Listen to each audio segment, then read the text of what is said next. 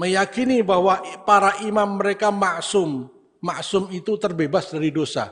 Padahal kita meyakini yang maksum hanya Rasulullah Muhammad sallallahu alaihi wasallam dan para nabi, ya. Dan mengetahui yang gaib.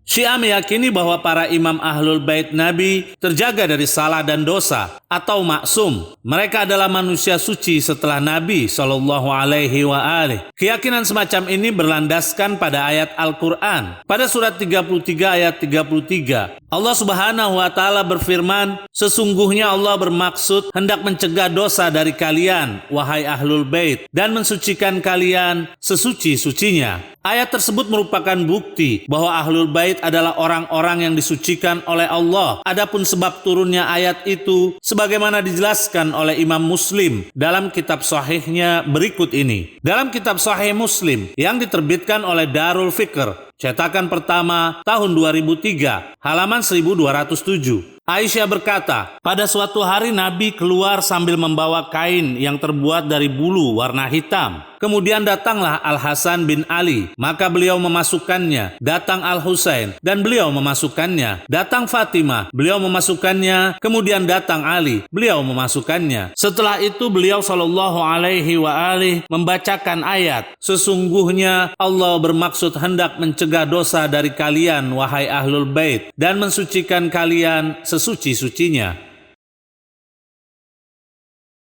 Begitu pula Al-Albani, ulama rujukan kelompok Wahabi, telah mensahihkan redaksi hadis tersebut yang menjelaskan tentang kemaksuman ahlul bait Nabi sebagaimana dalam kitab At-Tirmizi yang dikomentarinya berikut ini. Dalam kitab Sahih Sunan Tirmizi yang disusun oleh Al-Albani, jilid 3 yang diterbitkan oleh Maktabah Al-Ma'arif, cetakan pertama tahun 2000, halaman 543, hadis nomor 3787 dari Umar bin Abi Salamah yang berkata, ketika ayat ini turun kepada Nabi, sesungguhnya Allah bermaksud hendak mencegah dosa dari kalian, wahai ahlul bait, dan seterusnya, turun di rumah Ummu Salamah. Kemudian Nabi memanggil Fatimah, Hasan dan Husain dan mengelilingi mereka dengan selimut. Sementara posisi Ali berada di belakang punggung Nabi dan mengelilinginya dengan selimut. Nabi bersabda, ya Allah, merekalah ahlul baitku. Sampai pada kalimat Ummu Salamah berkata, saya juga bersama mereka ya Nabi Allah. Beliau Shallallahu Alaihi Wasallam bersabda, kamu tetap di tempatmu dan kamu dalam kebaikan. Al-Albani berkata, sahih.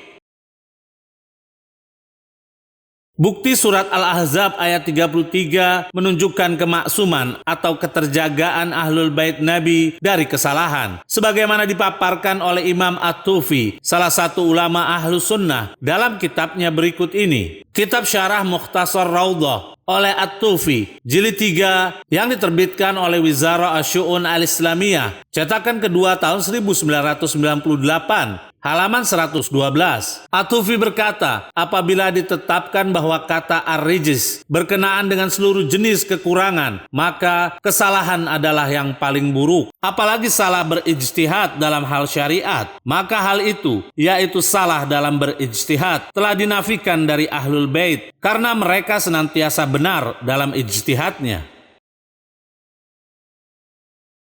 Bukti lain yang menunjukkan kemaksuman ahlul bait Nabi adalah sebagai berikut. Pada surat 41 ayat 42, Allah Subhanahu wa Ta'ala berfirman, yang tidak datang kepadanya, yaitu Al-Quran, kebatilan, baik dari depan maupun dari belakangnya, yang diturunkan dari Rabb yang maha bijaksana, lagi maha terpuji. Ayat tersebut menyatakan bahwa Al-Quran tidak terdapat kesalahan di dalamnya. Maka demikian pula dengan ahlul bait Nabi adalah orang-orang yang terjaga dari kesalahan, sebab mereka merupakan padanan Al-Quran, sebagaimana sabda Nabi tentang keduanya yang dinukil di banyak kitab ulama ahlus sunnah. Di antaranya adalah dalam kitab Al-Minahul Makiyah karya Ibn Hajar Al-Haytami, salah satu ulama ahlus sunnah, yang diterbitkan oleh Darul Minhaj, cetakan kedua tahun 2005, halaman 532. Dan di hadis itu juga dikatakan, Sungguh telah aku tinggalkan untuk kalian sesuatu yang apabila kalian berpegang teguh dengannya, yaitu ma in tamassaktum bih, kalian tidak akan pernah tersesat, yaitu kitabullah dan itrahku. Ibn Hajar mengatakan, perhatikanlah sebab Rasulullah mensejajarkan Al-Quran dengan mereka, yaitu Ahlul Bait, karena berpegang teguh dengan keduanya, yaitu dengan Al-Quran dan Ahlul Bait, dapat mencegah kesesatan dan mendatangkan kesempurnaan. Kalimat lan yaftariko, keduanya tidak akan pernah berpisah, adalah jaminan dari Nabi akan kemaksuman Ahlul Bait Nabi dari sisi sifat, yaitu ketika Al-Quran pasti benar, maka Ahlul Bait pun harus benar, karena mereka adalah mitra Al-Quran. Jika seandainya Ahlul Bait tidak maksum, berarti kalimat Nabi keduanya tidak akan pernah berpisah menjadi tidak bernilai. Redaksi tersebut juga dinukil dalam kitab ulama Wahabi berikut ini. Dalam kitab Sahih Jami As-Saghir, karya Al-Albani, jilid 1 yang diterbitkan oleh Al-Maktab Al-Islami, cetakan ketiga tahun 1988, halaman 482, hadis nomor 2457. Sesungguhnya telah aku tinggalkan untuk kalian khalifatain, dua khalifah, yaitu kitabullah azza wa jalla dan itrahku, ahlul baitku. Sungguh keduanya tidak akan pernah berpisah hingga keduanya menjumpaiku di telaga. Al-Albani berkata, sahih.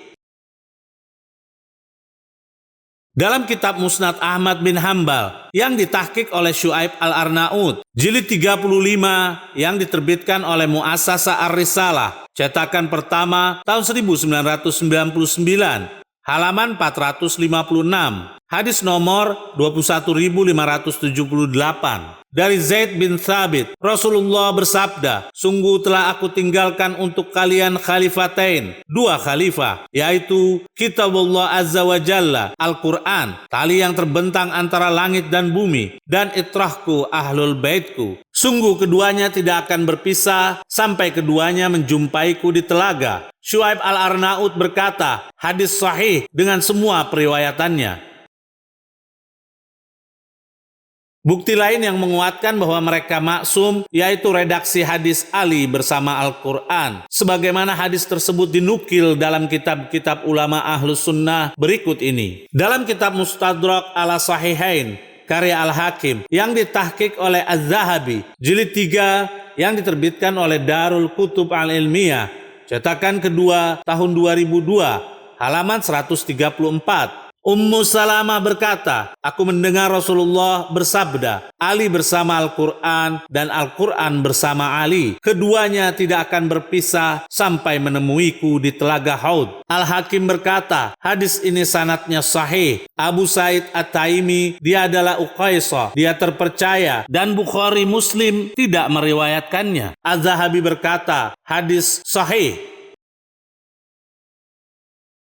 Dalam kitab At-Tanwir, Syarah Al-Jami As-Saghir, karya As-Sun'ani, salah satu ulama Ahlus Sunnah, jilid 7 yang diterbitkan oleh Maktabah Darussalam, Riyadh, cetakan pertama tahun 2011, halaman 334. Rasulullah bersabda, Ali bersama Al-Quran dan Al-Quran bersama Ali. Keduanya tidak akan berpisah sampai menjumpaiku di telaga Haud. As-Sun'ani berkata, Ali bersama Al-Quran, yaitu mengikutinya dan tidak meninggalkan perintahnya, larangannya, hikmahnya, tauladannya, pengetahuan maknanya, serta menyibukkan diri dengannya. Maka tidaklah datang perintah maupun larangan kecuali Al-Quran bersama Ali, sampai kalimat keduanya tidak akan berpisah. Maka Ali tidaklah berbuat hal yang bertentangan dengan Al-Quran. Beliau tidaklah berpisah dengan Al-Quran, sedangkan Al-Quran tidaklah berpisah dengan orang yang menjadikannya suri tauladan. Maka keduanya senantiasa bersama, sampai kalimat As-Sun'ani berkata, hadis ini termasuk dalil ismah atau maksum.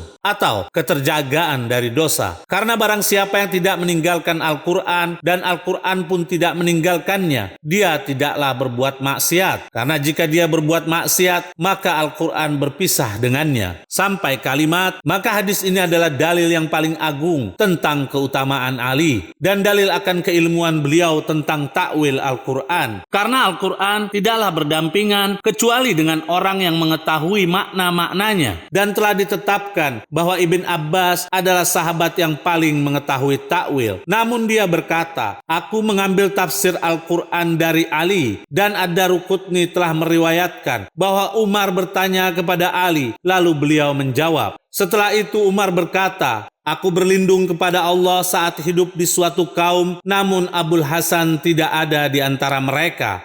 Hal semacam ini sangatlah banyak. Al-Bazzar juga meriwayatkan dari Abu Dzar yang berkata, Rasulullah bersabda kepada Ali, barang siapa yang berpisah denganku, maka dia telah berpisah dengan Allah. Dan barang siapa yang berpisah denganmu, yaitu Imam Ali, maka dia telah berpisah denganku. Al-Haythami berkata, para perawinya terpercaya. Dari riwayat ini, kita ambil kesimpulan bahwa Imam As-San'ani mengakui bahwa hadis yang berbunyi Ali bersama Al-Quran dan Al-Quran bersama Ali menunjukkan bahwa Imam Ali tidak pernah salah dalam segala hal. Dalam kitab tafsir Al-Fakhrur Razi, salah satu ulama Ahlus Sunnah, Jilid 1 yang diterbitkan oleh Darul Fikr, cetakan pertama tahun 1981, halaman 210. Fakhrur Razi berkata bahwa Ali bin Abi Thalib mengeraskan bacaan bismillah. Sungguh telah ditetapkan akan kemutawatirannya, dan barang siapa yang mengikuti Ali bin Abi Thalib dalam agamanya, berarti dia telah mendapatkan petunjuk. Kami tegaskan, dia telah mendapatkan petunjuk. Dalil yang menguatkan hal itu adalah sabda Nabi, ya Allah, sertakanlah kebenaran bersama Ali di mana saja dia berada.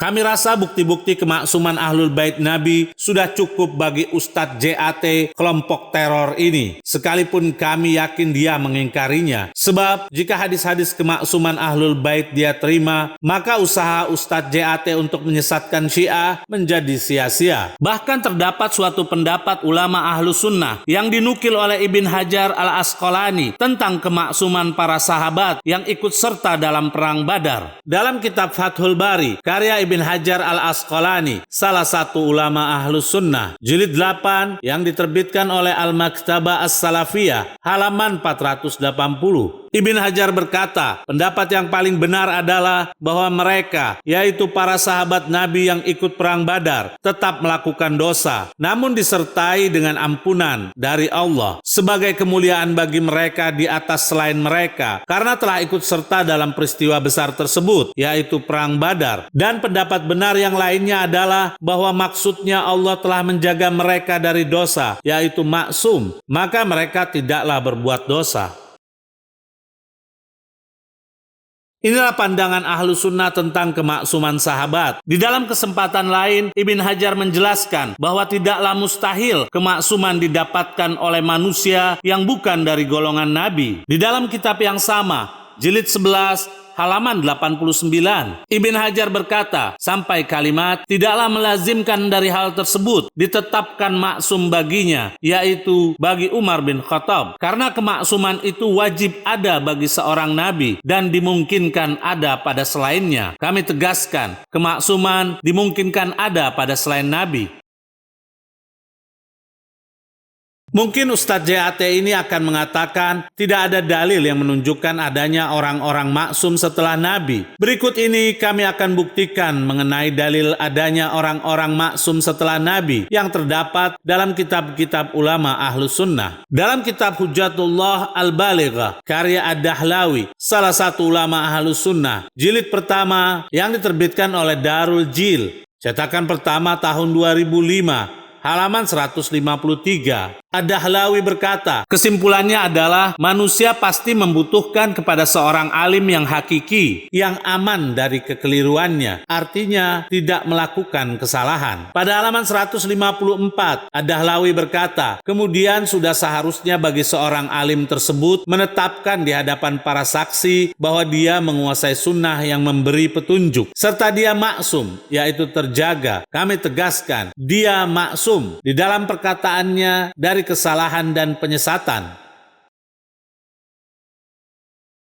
Sekarang mari kita simak apakah ada maksum setelah Nabi dalam pandangan Imam Az-Zahabi sebagai salah satu ulama besar. Dalam kitab Al-Mauqidhah, karya Az-Zahabi, salah satu ulama ahlu sunnah, yang diterbitkan oleh Maktab Al-Matbu'ah Al-Islamiyah, cetakan kedua tahun 1412 Hijriah, halaman 84. Az-Zahabi berkata, kemaksuman, yaitu terjaga dari kesalahan, diperuntukkan kepada Nabi, Siddiqin, dan hakim-hakim penegak keadilan. Dari kedua penjelasan ulama ahlus sunnah tersebut merupakan bukti bahwa sepeninggal Nabi terdapat orang-orang yang terjaga dari kesalahan dan dosa. Kami akan ingatkan kembali pernyataan Ustadz JAT bahwa yang maksum hanya Rasulullah. Sekarang mari kita simak pernyataan salah satu ulama panutan Ustadz JAT ketika mengomentari riwayat di dalam kitab Sahih Sunan At-Tirmizi yang ditahqiq oleh Al-Albani, salah satu ulama Wahabi, jilid 3 yang diterbitkan oleh Maktabah Al-Ma'arif, cetakan pertama tahun 2000, halaman 511. Diriwayatkan dari Buraidah yang berkata, Rasulullah berangkat menuju salah satu peperangan. Ketika telah usai, seorang budak wanita berkulit hitam mendatangi beliau sambil berkata, wahai Rasulullah, sesungguhnya aku bernazar, bila Allah mengembalikan Anda dalam keadaan baik, aku akan menabur rebana dan bernyanyi di hadapan Anda. Maka Rasulullah bersabda, jika kamu telah bernazar demikian, silahkan lakukan. Namun jika tidak, maka jangan kamu lakukan. Budak wanita itu pun menabuh rebana. Al-Albani berkata, hadis sahih. Perhatikan baik-baik apa yang dikatakan oleh Al-Albani tentang riwayat ini. Dalam kitab Silsilah Al-Ahadits As-Sahihah, karya Al-Albani, salah satu ulama Wahabi, jilid 5 yang diterbitkan oleh Maktabah Al-Ma'arif, halaman 332. Al-Albani berkata, manfaat. Sudah diketahui bahwa rebana termasuk alat musik yang diharamkan. Kami tegaskan, alat musik yang diharamkan dalam Islam dan disepakati akan keharamannya di sisi para imam, seperti imam 4 mazhab dan selainnya. Di sini Al-Albani sebagai guru besarnya Ustadz JAT secara tidak langsung telah menuduh Rasulullah membolehkan hal yang haram. Jadi, di mana kemaksuman Rasulullah? Dalam kitab Majmu' Fatawa Ibn Baz, salah satu ulama Wahabi, jilid 8 yang diterbitkan oleh Darul Qasim, cetakan pertama tahun 1420 Hijriah, halaman 301 sampai 302. Sejauh mana keabsahan hadis Al-Gharanik? Ia ditanya, terdapat dalam kitab tafsir Al-Jalalain bahwa sebab turunnya ayat 52 dari surat Al-Hajj adalah karena Rasulullah membaca surat An-Najm, yaitu surat 53 ayat 19 sampai 20. Maka apakah patut kamu, hai orang-orang musyrik, menganggap Al-Lata dan Al-Uzza dan Mana yang ketiga, yang paling terkemudian, sebagai anak perempuan Allah? Tiba-tiba setan mendiktekan pada lisan beliau, itulah Gharanik yang pertama, sesungguhnya syafaat dari mereka diharapkan. Apakah di sana ada yang menunjukkan akan kebenaran kisah ini dari Rasulullah atau termasuk riwayat Israiliyat? Ibn Baz menjawab, tidak terdapat hadis sahih yang dapat dijadikan sebagai pegangan sepengetahuan saya tentang pendiktean setan kepada apa yang beliau SAW baca. Namun riwayat yang datang dari Nabi dalam hadis-hadis yang posisinya mursal, sebagaimana diingatkan oleh Ibn Katsir saat menafsirkan surat Al-Hajj. Namun dikte yang datang dari setan dalam bacaan Nabi di surat An-Najm, yaitu firman-Nya, maka apakah patut kamu, hai orang-orang musyrik, menganggap Al-Lata dan Al-Uzza adalah sesuatu yang telah ditetapkan keberadaannya dengan nas? Kami tegaskan, adalah sesuatu yang telah ditetapkan keberadaannya dengan nas, yaitu ayat 52 dalam surat Al-Hajj. Ibn Baz sebagai tokoh panutan kelompok Wahabi telah menodai kesucian ajaran dan pribadi Nabi, di mana ia menyatakan bahwa beliau Shallallahu Alaihi Wasallam bersalah dalam menyampaikan wahyu akibat campur tangan setan yang mendiktekan ayat-ayat setan pada lisan suci Rasulullah. Di sini Ibn Baz tidak meyakini akan kemaksuman Nabi dalam hal tabligh, apalagi di luar tabligh. Kami sarankan kepada para pemirsa agar tidak terkecoh oleh banyolan-banyolan kelompok yang tidak jelas ini, karena mereka hanya menerima ucapan dan pernyataan dari para ulama yang hanya mereka yakini, sementara di luar panutan mereka tidak akan pernah dianggap semua pendapatnya.